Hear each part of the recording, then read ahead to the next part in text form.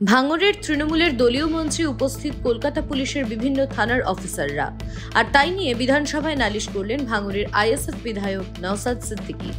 ঘটনার সূত্রপাত হয় মে মাসের 25 তারিখে। ভাঙড়ের বিজয়গঞ্জ বাজারে তৃণমূলের সভায় রীতিমতো উত্তরীয় পরে বক্তব্য রাখছেন এক পুলিশ অফিসার। পুলিশের উর্দি পরে এভাবে কোনো রাজনৈতিক দলের সভামঞ্চে কোনো সরকারি অফিসার বক্তব্য রাখতে পারেন কিনা তাই নিয়ে প্রশ্ন তুললেন নওসাদ সিদ্দিকী। অভিযোগ করলেন স্পিকারের কাছে। সেদিনের সভামঞ্চে স্থানীয় একটি সেতুর শিলান্যাসে উপস্থিত হয়ে বক্তব্য রাখেন এই পুলিশ অফিসার। কি বলেছিলেন সেদিন সভামঞ্চ থেকে শুনুন। শামসুল হুদাদা এখানে আছেন, উনি ছিলেন সেদিন এখানে, এবং একপটে সবাই এখানে বলেছিলেন, স্যার দেখুন না, যদি এই ব্রিজটা তৈরি হয়ে যায়। আমি তখন ভেবেছিলাম সামান্য কোশি, আমার তো এই এতটা কাজ করার ক্ষমতা হয়তো নেই, কিন্তু জায়গা মতো বলা যেতে পারে। কাকে বলবো? পরিচয় হলো তারপরে বিধায়ক মহাশয়ের সাথে। বিধায়ক মহাশয়কে আমি এই কথা আপনাদের তরফ থেকে তখন জানাবার সুযোগ হয়েছিল, জানিয়েছিলাম। এবং তারপর 1 বছর কাজ করতে করতে যা জানলাম, অক্লান্ত পরিশ্রম এবং পর ফলো আপ করে নানান ডিপার্টমেন্টে গিয়ে এই ব্রিজ কিন্তু স্যাংশন হয়েছে। এত সহজে এটা হয়নি, আমি এটা জানি। আজকে এই ব্রিজ তৈরি হলে অবশ্যই আমাদের পুলিশের তো সুবিধা হবেই, ট্রাফিক খুব ভালো চলবে, আপনাদেরও সুবিধা হবে। তাছাড়া এই রাস্তাটা এপার ভাঙড় এবং ওপার ভাঙড় ঠিক যেন মিশে যাবে। এই মঞ্চ থেকে আমি আরেকটা অনুরোধ আপনাদেরকে করতে চাইব। ভাঙড় খুব শান্ত আছে, যেভাবে আমাদের এমএলএ সাহেব এক্ষুনি বললেন।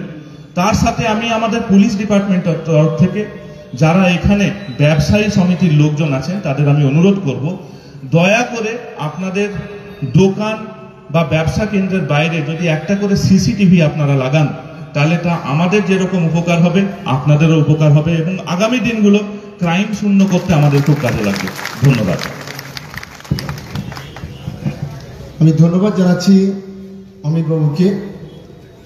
ঠিকই বলেছেন, মানে আমাকে প্রথমেই উনি যখন ওনার প্রথম পরিচয় হয় আমার সঙ্গে থানাতে, সেখানেই উনি বলেছিলেন যে আমি জনসংযোগ করতে গিয়ে সবচেয়ে ভাঙড়ের মানুষের দাবি এই ব্রিজ।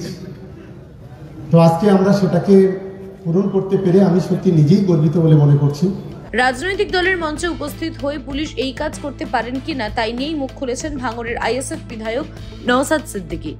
আজ পশ্চিমবঙ্গ বিধানসভায় মেনশন পর্বে রাজ্যের স্বরাষ্ট্র ও পার্বত্য বিষয়ক মন্ত্রীর কাছে আবেদন করলাম। গত 25শে মে রবিবার ভাঙড় বিধানসভার অন্তর্গত ভাঙড় বিজয়গঞ্জ বাজারে একটি রাজনৈতিক দলের প্রোগ্রাম হয়। সেই রাজনৈতিক দলের প্রোগ্রামে ক্যালকাটা পুলিশের ভাঙড় ডিভিশনের অন্তর্গত বেশ কিছু থানার আধিকারিকরা সেখানে উপস্থিত ছিল।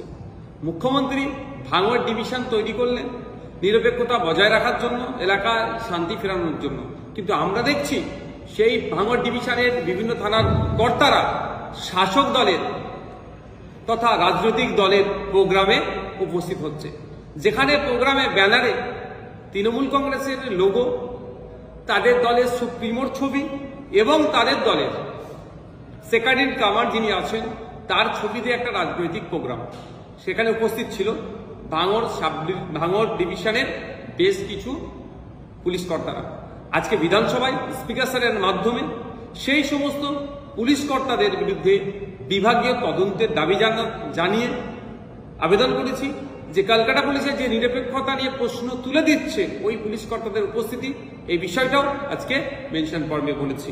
এখন দেখার বিষয় পুলিশ মন্ত্রী এই বিষয়টা কত গুরুত্ব সহকারে দেখেন এবং তাদের বিরুদ্ধে কি বিভাগীয় ব্যবস্থা গ্রহণ করেন। নওসাদের এই অভিযোগ নিয়ে এখনো পর্যন্ত কলকাতা পুলিশের পক্ষ থেকে কোনো আনুষ্ঠানিক বিবৃতি দেওয়া হয়নি।